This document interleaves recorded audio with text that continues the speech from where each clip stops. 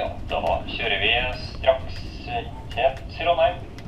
Det blir Trondheim sentralstasjon, og vi får plattform på vår venstre.